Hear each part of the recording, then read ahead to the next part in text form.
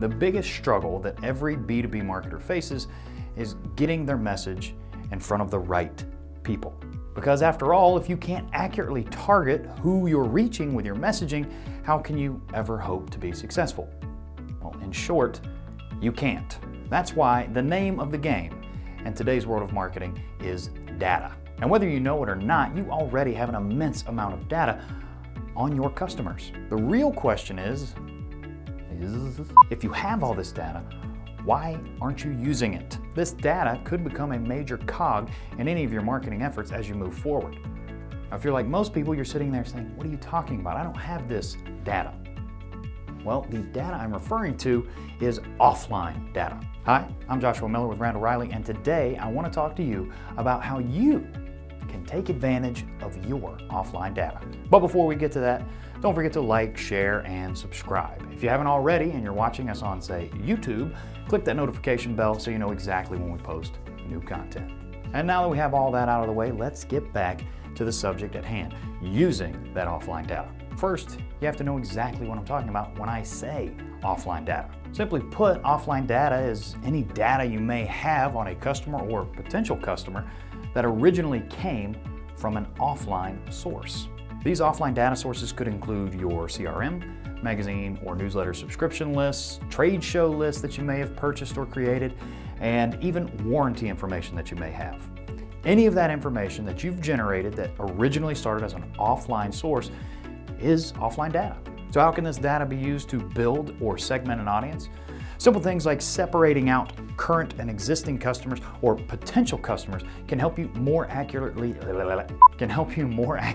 reach and target those people as you move forward with your marketing in the future. As you go through, use any matching or correlating data to help you build out these audiences. For instance, let's say you have data points on owned used equipment or warranty information right there in your CRM. Building these audiences based off these data points will help you to be more specific with your targeting. This is helpful. This means if you happen to be looking for people who only use or want a specific type of equipment, you can zero in on them to make sure that your messaging is hitting the right people. This same type of tactic can be used for things like geographic location. For instance, when people go to trade shows, they regularly give their name and addresses. Having access to this information means you can become super targeted by going after specific regions, states, or even cities. Using any of the type of data for targeting that we've talked about so far is great, but a lot of the times your information that you may have is simply incomplete. And to get a better, more robust picture, you might want to supplement that data with a third-party source.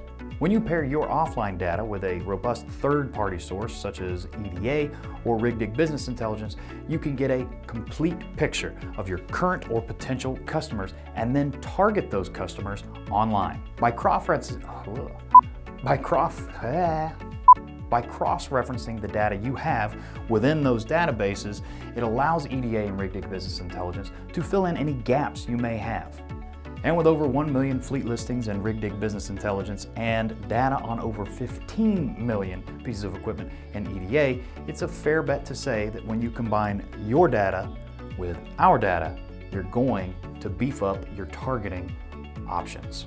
But now that you've combined your offline data with the third-party data, possibly like EDA or Rig Business Intelligence, what do you do with it? Well, one of the most popular ways that people use this data is to create a custom audience. This custom audience can then be uploaded to social media sites such as Facebook to target customers or potential customers right there on the platform. If you're talking about Facebook, you can also create what is called a lookalike audience.